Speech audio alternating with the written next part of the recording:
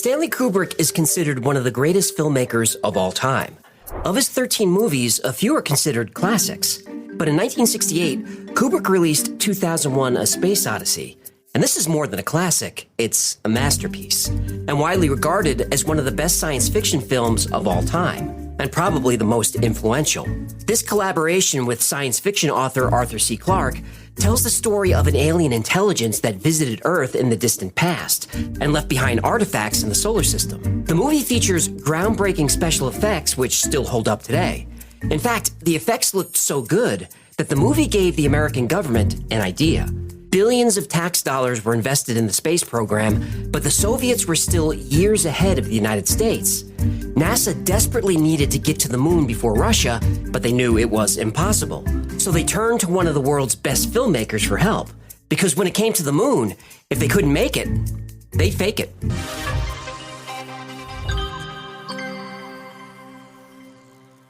From the moment that Neil Armstrong and Buzz Aldrin set foot on the moon on July 20th, 1969, rumors were circulating that the whole thing was faked. That's because it was faked. Yeah, I know you believe that. I believe it because it's true. Well, we're going to explore the theory, but It's not a theory. The moon landing was fake. Yeah, but can you be quiet for 1 minute while I set this up, please? Fine. Go ahead. Set up your theory. Thank you. It was fake. Science journalist Richard C. Hoagland wrote in his 2007 book Dark Mission that he saw NASA press officers helping distribute flyers to the press saying the landing was faked. Even though the astronauts brought back hundreds of moon rocks and took thousands of photographs of the moon, some people simply didn't believe it. Considering the technology of the time, going to the moon and back sounded like science fiction. At one point, almost 30% of the American public believed the moon landings had been faked. And this started to show up in pop culture. In the 1971 movie Diamonds Are Forever, there's a sequence where Sean Connery as James Bond breaks into a warehouse. And there he finds government agents filming a fake moon landing sequence. He steals a weird-looking moon buggy to escape.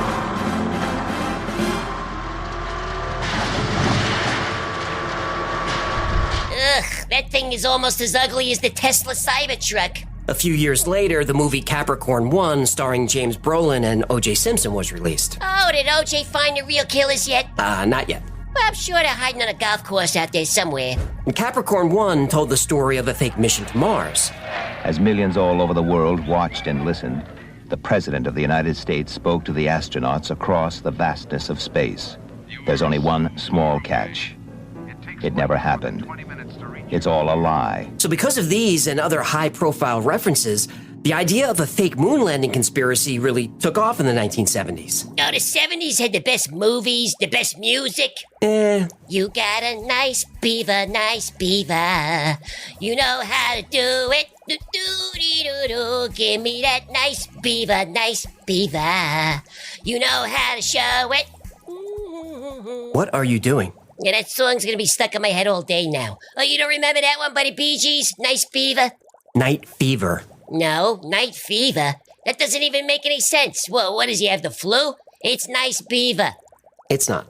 Well, if you spent as much time at Club 54 as I did, you know that Nice Beaver makes way more sense. That may be, but the song is Night Fever. Agree to disagree. The conspiracy faded in the 80s, but the internet helped it make a comeback in the late 1990s. By the mid-2000s, the idea that the moon landings had been faked caught on with millennials who weren't alive for the Apollo missions. An extremely popular documentary was the Bart Sibrel film, A Funny Thing Happened on the Way to the Moon. Oh, isn't that the guy that got punched out by Buzz Aldrin? That's the guy. You really like it, don't you? You're the one who said you walked on the moon when you didn't. Calling the kettle black, if I ever thought of it. Saying I misrepresented myself. Get away from me. You're a coward and a liar and a thief. Ooh, that old timer could really throw hands, huh? He sure could. But to be fair, Sibrel had been chasing Buzz around with a camera, badgering him to swear on the Bible that the moon landing was real. Buzz begged the guy to back off, which he didn't. Finally, Sibrel called him a liar and a coward, and he got a knuckle sandwich for his trouble. So the moon landing conspiracy was back, and popping up all over American pop culture. And they just start making stuff up. Yeah. Like that Neil Armstrong guy. Have you seen him on the talk shows? Neil Armstrong, you mean the first man to walk on the moon? Talk about a fish story. Yeah. Man, and they're buying it. Oh, yeah.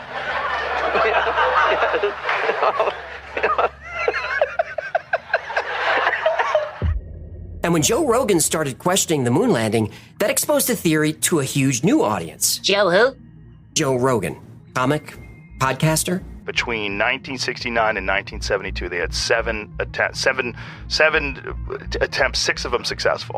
That was the only time in history that a human being has been more than 400 miles above the Earth's surface. Never heard of him. 400,000 people worked on the Apollo project. 600 million people watched the moon landing live. If this is a hoax, it's the greatest hoax in history.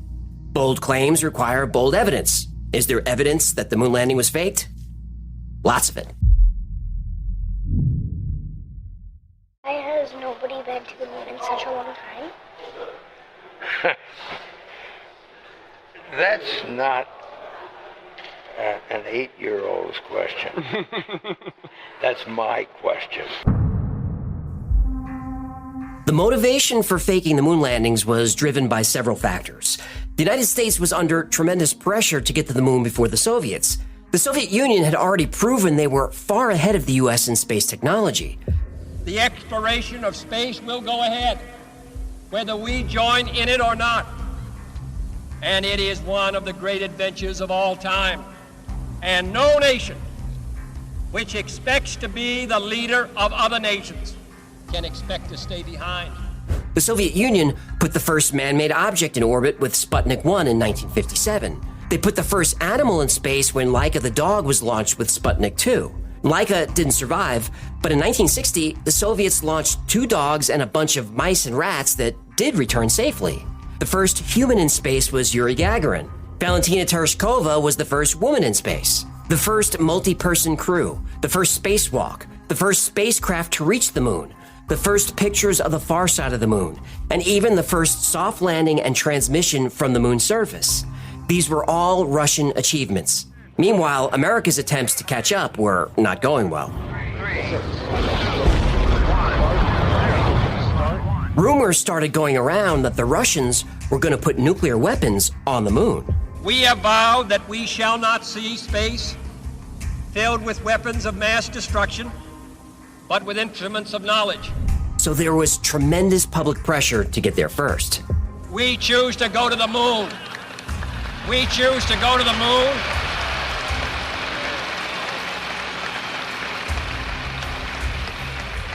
We choose to go to the moon in this decade and do the other things, not because they are easy, but because they are hard. On July 16, 1969, Apollo 11 launched successfully.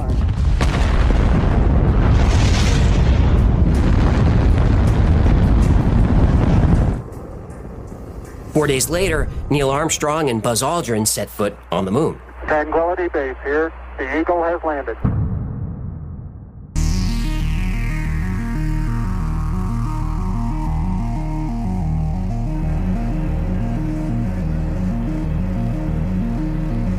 That's one small step for man,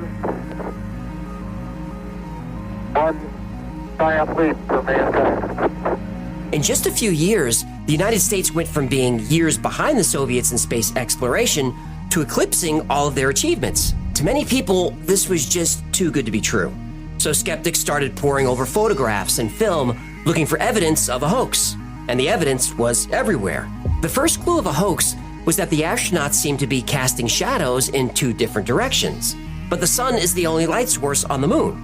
On Earth, shadows run parallel. On the moon, not only did shadows go in different directions, but sometimes they were at right angles to each other. The only way to explain this is multiple light sources, like you'd get on a movie soundstage. Studio lights would also explain this shot. In a vacuum with only a single light source, the shadows on the moon should be absolutely, completely black. But there's a lot of film and photos where, even though the astronauts are in shadow, they're lit extremely well. Now, in the movies, the sun would be called a key light, which is your main light. And this light in the shadows would be from what's called a fill light. But there's no fill light on the moon, only a key light, the sun. There seems to be a Hollywood lighting technique happening here. Now, you're not going to find any direct evidence of studio lights in any pictures from the moon. NASA's too smart for that. But even in big-budget movies, you can sometimes see the cameras and lights in reflections. Now look at this. In the reflection on the helmet, it looks like a neat row of movie lights. And look at the reflection on this photo. What the heck is that? That looks a lot like a studio light with the barn doors open. Now here's a photo that shows what looks like a movie prop. This rock is labeled with the letter C, but the crew forgot to remove the label when they started shooting. How about this picture of the landing module? Do those hills look like they're miles away, or do they look like this was shot on a soundstage? And speaking of those hills, this photo was supposedly taken a few miles away from the landing module. Then how come the backgrounds are identical? Because they use the same backdrop. Now let's talk about stars. On Earth, even with our thick atmosphere, the sky looks like this. But on the moon, with no air, the sky is just black? Shouldn't the sky be full of stars? NASA really thought this one through. If you're going to hoax something in space, the stars are a big problem. This is because by using a star map, you can not only get the precise location a photo was taken, you can even get the precise day and time. So they had to get rid of the stars. When you looked up at the sky, could you actually see the stars and the solar corona in spite of the glare? We were never able to see stars from the lunar surface or on the daylight side of the moon by eye without looking through the optics.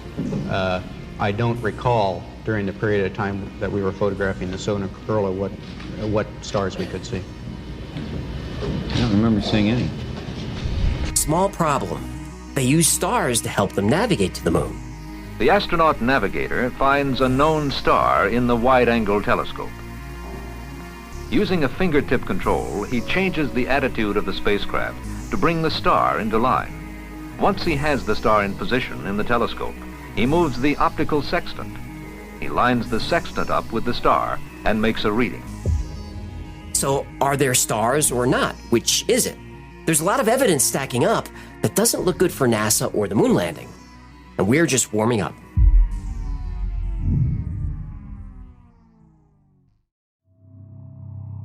NASA and the government faked the moon landing was basically, it was technically impossible to do it. And they simply had to come up with some sort of alternative that they felt the public would believe. I believe, had they wanted to, that NASA could indeed have pulled off the greatest hoax of all time, never sent anyone to the moon, and recreated it in a television studio. Can you realize that we, that you and I, that all of us, have actually begun the exploration of another world? The United States Geological Survey decided to build a model of one part of the lunar surface in an area accessible to present research centers. 4, 3, 2, 1, fire!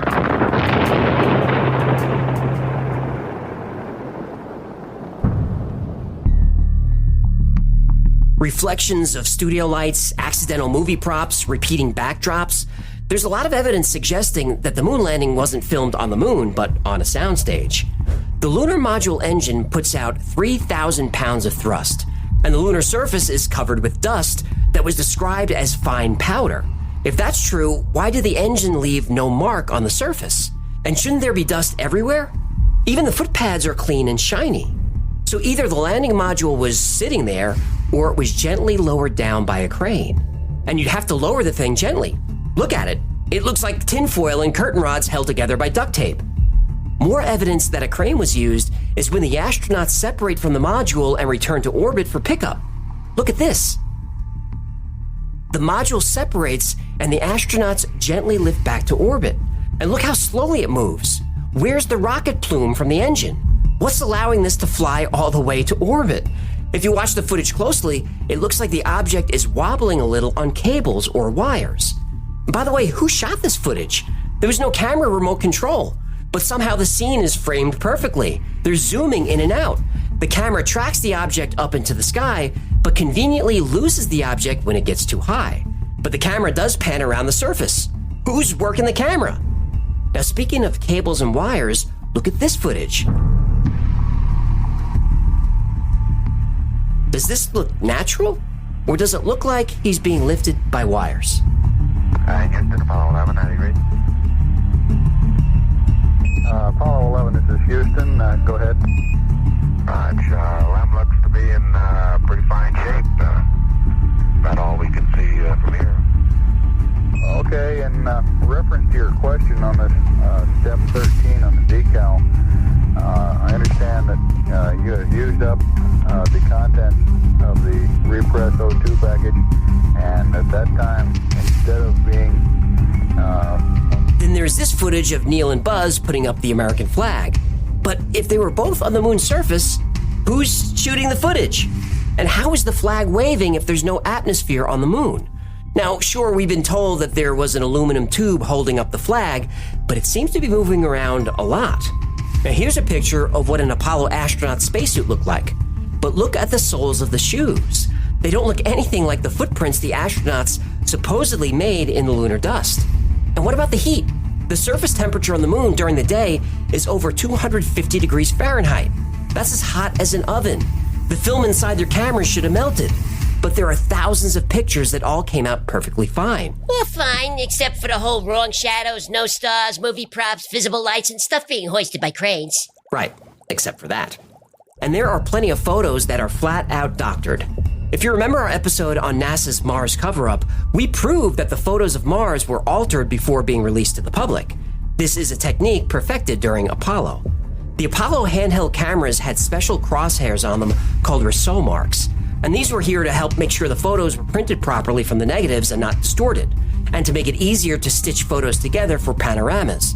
But in some of the photos, the crosshairs aren't there, or are only in part of the picture. In other photographs, objects appear in front of the crosshairs. Now that's physically impossible, unless the objects were added after the photo was taken, by layering them on top of empty backgrounds. And there are even more problems with the photography.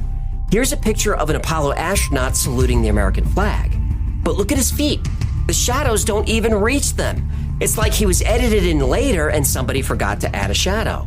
Now, even if we could explain all these anomalies in the photos, there's a big reason why nobody can get to the moon. A reason why human beings can't leave Earth at all, at least not yet. The reason is real and scientifically proven as fact.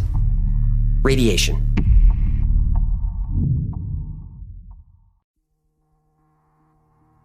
We see the ascent stage suddenly pop up without any exhaust plume whatsoever, as though it were jerked up by a cable.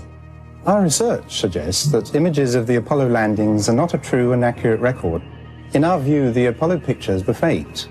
Many of the images are replete with inconsistencies and anomalies. There are problems with almost every aspect of the visual records, equipment, and technology used to supposedly put a man on the moon. But there's one even bigger problem we haven't dealt with yet. There's no way the astronauts could have even escaped Earth's orbit, much less gone to the moon and back. Radiation. In 1958, scientist James Van Allen discovered two enormous belts of high-energy radiation surrounding the planet. The Van Allen radiation belts are a pair of toroidal belts donut-shaped belts of high-energy particles. Any object leaving the Earth's orbit to visit the moon or beyond has to pass through them, and they extend out about 37,000 miles from Earth. These two radiation belts have different compositions. The inner belt above the equator contains energetic particles that are charged up to 100 million electron volts. The outer belt is electron plasma from the sun's solar wind, and it has energies in the 10 million electron volt range.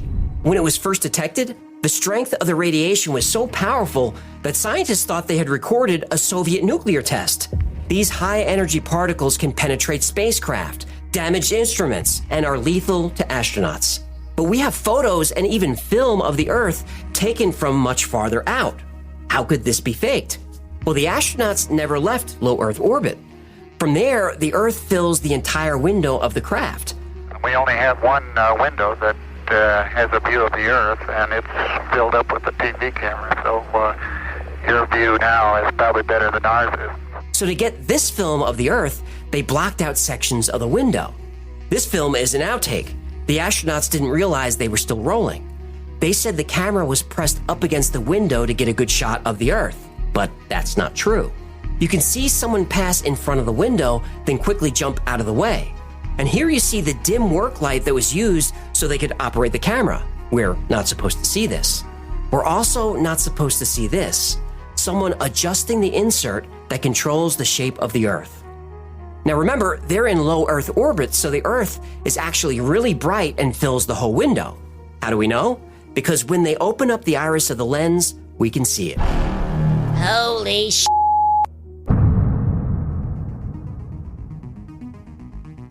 Yeah, we can't pass through the Van Allen belts yet. Don't take my word for it. Take NASA's. As we get further away from Earth, we'll pass through the Van Allen belts, an area of dangerous radiation. Radiation like this could harm the guidance systems, onboard computers, or other electronics on Orion. But Orion has protection. Shielding will be put to the test as the vehicle cuts through the waves of radiation. Sensors aboard will record radiation levels for scientists to study. We must solve these challenges before we send people through this region of space. I guess we're still working on solving this issue? Because I thought we... But we're also really pushing the boundaries in terms of where we're going forward with exploration. I think humans are naturally driven to do this, and this is really the beginning, I think, of human beings leaving low Earth orbit. I certainly plan on being around to see that. I don't want to be a jerk because she seems like a nice girl, but newsflash, the moon is way outside low Earth orbit. The plan that NASA has is to build a rocket called SLS, which is a heavy lift rocket. It's something that is much bigger than what we have today, and it will be able to launch the Orion capsule with humans on board, as well as landers or other components to destinations beyond Earth orbit. Right now, we only can fly in Earth orbit. That's the farthest that we can go. And we only can fly in Earth orbit. That's the farthest that we can go. And this new system that we're building is going to allow us to go beyond and hopefully take humans into the solar system to explore. So the moon, Mars, asteroids, there's a lot of destinations that we could go to, and we're building these building block components in order to allow us to do that eventually. Once we travel beyond low Earth orbit, the crew will be exposed to larger amounts of radiation. So we have to design both the crew protection systems and our electronic systems to withstand this radiation. But didn't we already design those protection systems for Apollo? Why don't we just use that technology? I'd go to the moon in a nanosecond. The problem is we don't have the technology to do that anymore. We used to, but we destroyed that technology, and it's a painful process to build it back again. Wait, we destroyed the technology and we can't recreate it?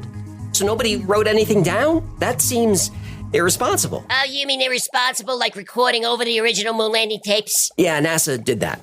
There are no original high-quality moon landing tapes. They were erased and reused. Allegedly.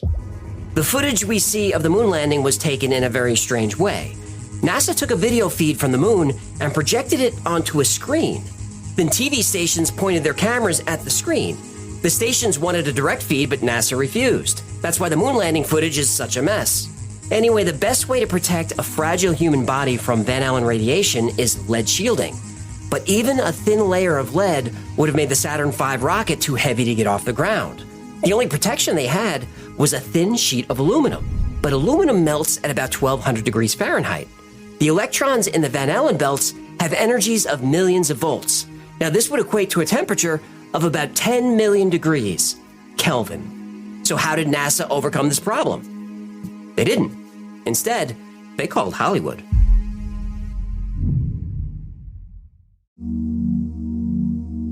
I believe that this nation should commit itself to achieving the goal, before this decade is out, of landing a man on the moon and returning him safely to the Earth.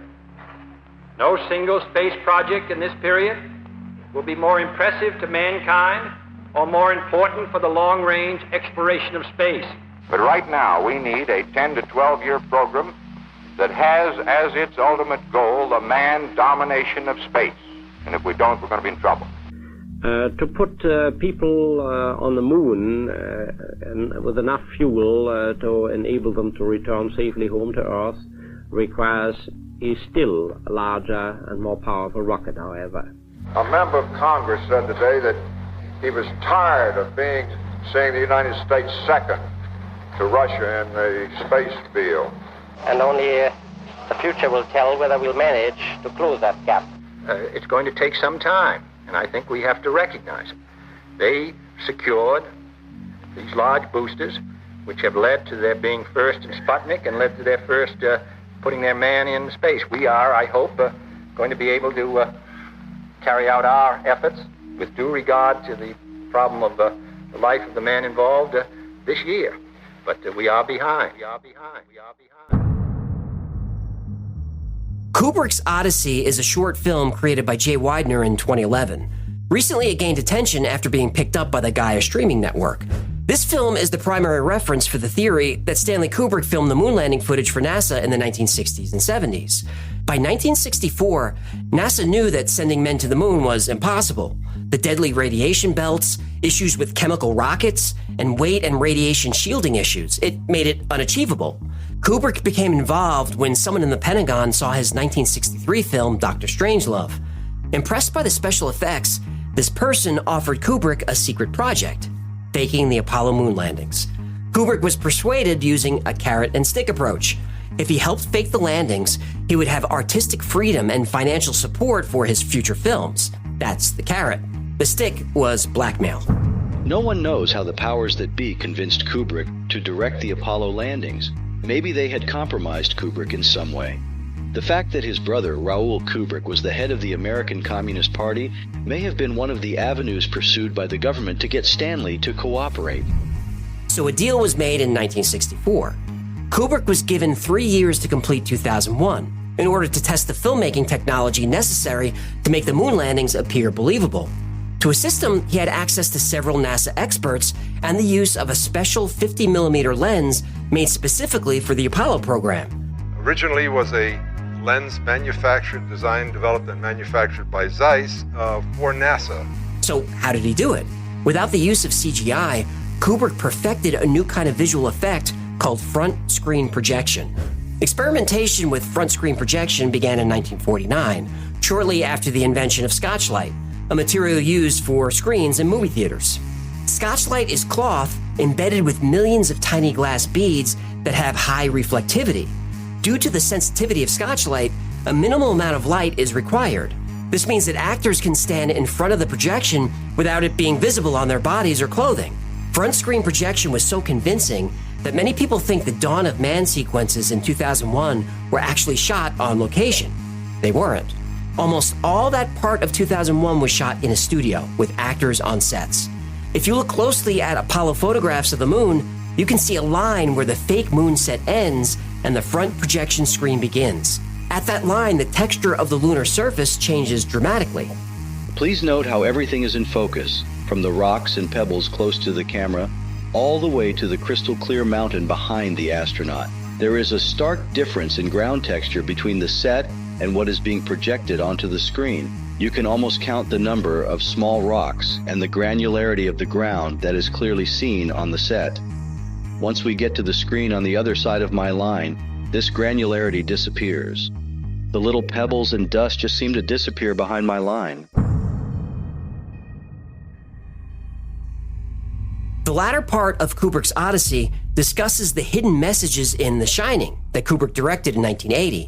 Kubrick leaves clues that he faked the moon landings. The characters Jack and Danny, who are the father and son in the movie, symbolize different aspects of Kubrick's own personality. Danny, the child, represents Kubrick's inner innocence, while Jack represents the jaded and morally compromised adult that Kubrick has become. There are also specific visual clues.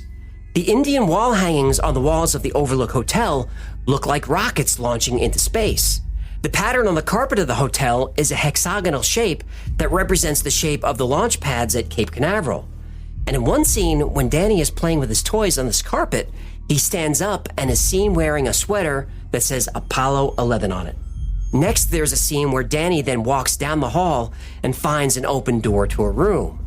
The room is number 237, which was changed from room 217 in the Stephen King novel. The number 237 is significant because the average orbital distance between the Earth and the Moon is 237,000 miles. Then there's the scene where Jack's wife discovers that he's been typing the same phrase over and over. The phrase is, all work and no play makes Jack a dull boy. But the word all isn't A-L-L. It's actually typed out as A-11 or Apollo 11. And there are a lot of other claims made by Kubrick's Odyssey, but those are the highlights. And these claims were highly debated and very controversial. What we need is Kubrick admitting he faked the moon landing. We need to hear it from his own mouth, but he never said a word about it. Or did he?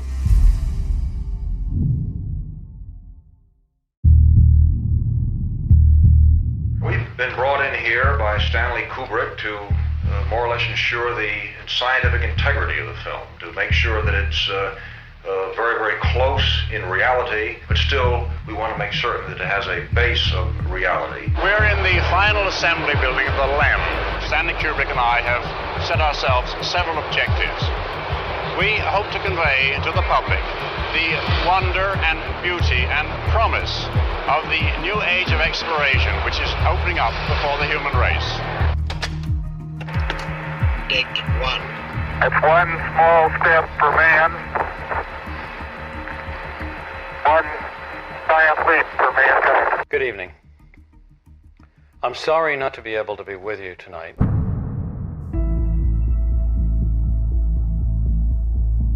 In 2016, an interview with Stanley Kubrick was found. And according to the video, Kubrick had to sign an 88-page non-disclosure agreement that the interview would stay hidden for 15 years. Is everything looking in order regarding our contract and the 15-year agreement, and I signed the non-disclosure? That's all for the legal stuff, right? Yeah. Okay. Looks good to me. All right. A documentary filmmaker interviews Stanley Kubrick about his career as a director.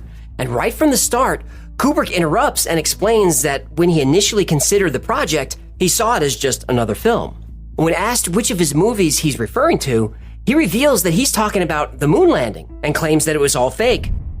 The challenge of making this film, and I went into it like it was a regular film, like another production of mine. Not thinking too much about the long-term effects, what it would mean to society if it was ever discovered. Mm-hmm. What are you talking about? I don't even know what you're talking about. You're referring to something. The fake moon landing. He says that he was approached by NASA and that they appealed to his sense of duty and patriotism. But Kubrick admitted that the project was about America's public image and upstaging Russia. To fulfill this dream that America has had as a country since the Kennedy years. Okay, so you're saying the motivation was PR? PR, absolutely. Plain and simple, PR. Then he goes on to confirm that the conspiracy is actually the truth. Faking the exploration of space, because there was just no way we could get there.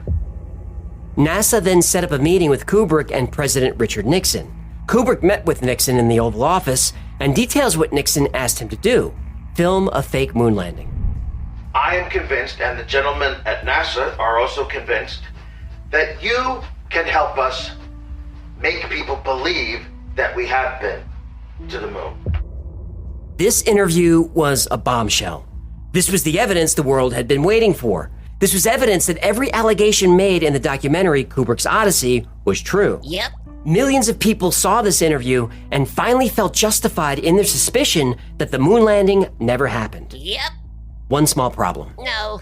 That wasn't Stanley Kubrick. No. The Stanley Kubrick moon landing confession set the conspiracy side of the internet on fire, but it was a hoax.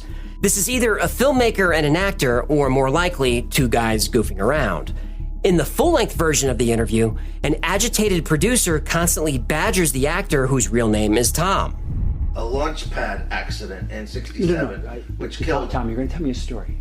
So Nixon sat me down in the Oval Office, and he says to me, you know, that boy just out of the thing. This is how I want you. Then we're going to kneel. We're going to kneel. Yeah. The plan. He didn't. Yeah. So he says to me, you don't say he said anything. You say what he says, okay? That's all, Tom. I'm just giving you a direction. Wait, you want me? Everything about I walked in and he said. You want me to say it as him, or do you want? You don't have to imitate him, but you have to say.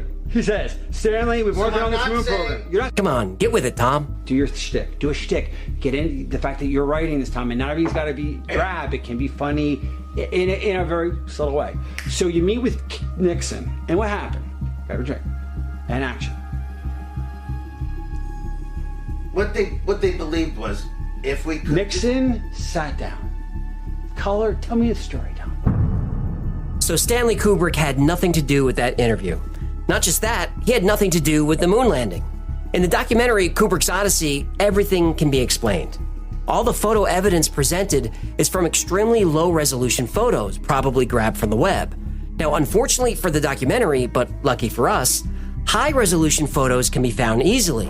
So when looking at a low-resolution photo of the lunar landscape, you can maybe see a separation between the foreground and the supposed backdrop.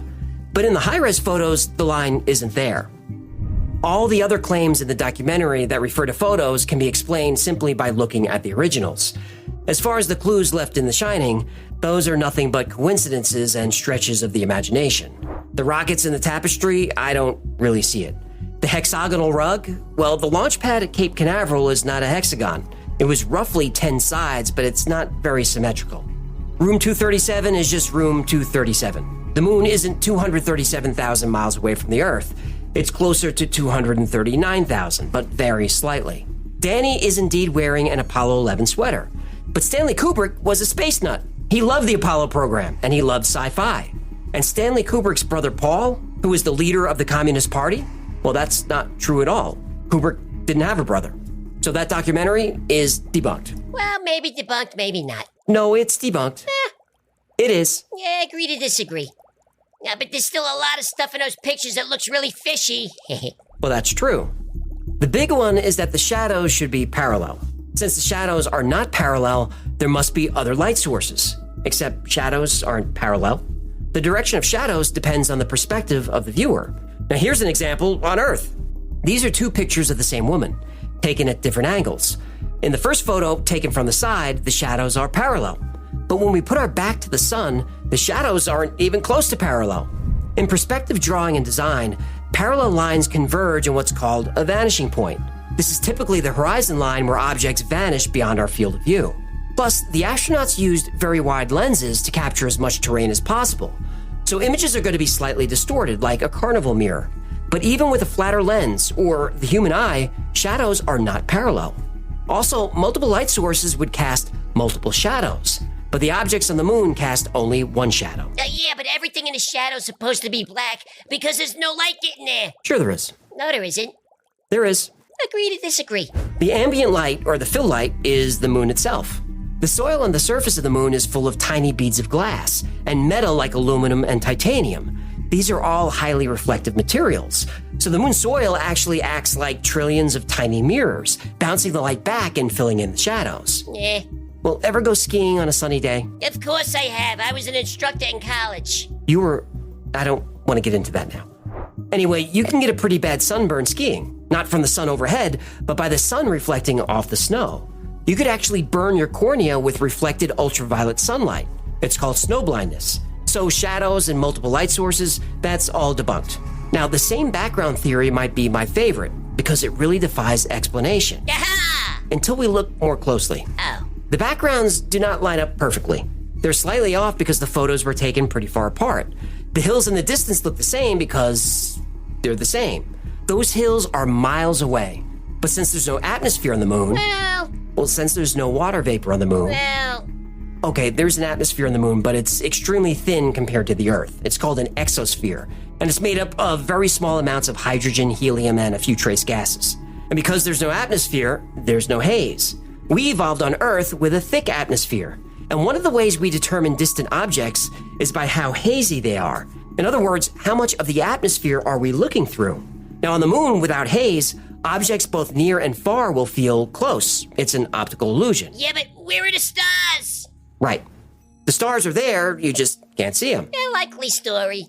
Well, in order to take pictures of the moon, the camera's iris had to be almost completely closed and shutter speed turned way up. This is to let in as little light as possible. Otherwise, the brightness of the moon would wash everything out. Look how bright a full moon is. On a clear night, a full moon lights up everything, and it's 250,000 miles away. The astronauts are standing on that. It's bright. Even on Earth, if you're standing under a big spotlight at night, you're not going to see stars. The iris of your eye acts like the iris of a camera. The faint light of the stars just doesn't register. Watch a baseball game played under the lights. You don't see stars. Now, a lot of moon hoax evidence is cherry-picked, like the lack of a blast crater under the lunar module. There's no crater because the engine was turned off about 10 feet from the surface. The LEM just dropped the rest of the way. And without any wind to disturb, there's just not going to be a lot of dust flying around. And where Apollo 11 touched down, the ground was hard soil. But other Apollo landings like Apollo 12 were pretty dusty. The lack of wind is also why the American flag doesn't move. Well, the aluminum rods are pretty springy, so the flag moves for quite a while after it's touched. But when it settles down, it doesn't move an inch. Oh, the camera that recorded the lunar module separating? That was operated remotely. The footprints don't match because the astronauts put on boot covers that have a different tread. The temperatures are hot on the moon, but without an atmosphere to conduct heat, there's no convection. As long as things are colored bright white, they reflect most of the sun's energy pretty well. Heat wasn't an issue, not for the astronauts and not for the camera film. Now, there are many more examples, but I think you get the idea. Every single one of those pieces of evidence can be explained. But hold on a second. Go on. 2 questions. Did NASA put men on the moon? Probably. Is NASA covering something up on the moon? Definitely. My name is Carl Wolf, and I was a precision electronics photographic repairman with a top secret crypto clearance. In mid-1965, I was loaned to the Lunar Orbiter Project at NASA on Langley Field. I was taken into the laboratory where the equipment was malfunctioning. I couldn't repair it in the dark. I asked to have it removed. Airman second class was in the dark room at that time. I was also an airman second class. About 30 minutes into the process, he said to me, in a very distressed way, by the way, we've discovered a base on the backside of the moon. And then he proceeded to put photographs down in front of me, and clearly in these photographs were structures, mushroom-shaped buildings, spherical buildings, and towers. And at that point, I was very concerned because I knew we were working on compartmentalized security. He had breached security, and I was actually frightened at that moment. And I did not question him any further. And a few moments later, someone did come into the room. I worked there for 3 more days, and I remember going home and naively thinking, I can't wait to hear about this on the evening news. And here it is, more than 30 years later, and I hope we hear about it tonight. And I will testify under oath before Congress that what I'm saying is the truth. I think the reason we haven't returned to the moon for 50 years is not because of a lack of interest or funding or the Van Allen radiation belts. I think we haven't gone back to the moon because of what was found up there. But that requires its own episode, and if you want to see it, let me know.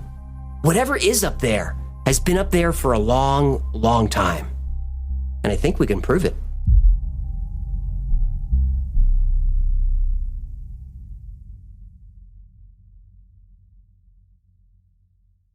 Thank you so much for hanging out with me today. My name is AJ, that's Hecklefish. Hello, Governor. This has been the Y-Files. If you had fun or learned anything, do us a favor, subscribe, like, comment, share, the buttons, all that stuff. It really does help the channel. And like most topics we cover here, today's was recommended by you. So if there's a story you'd like to see or learn more about, go to theyfiles.com/tips.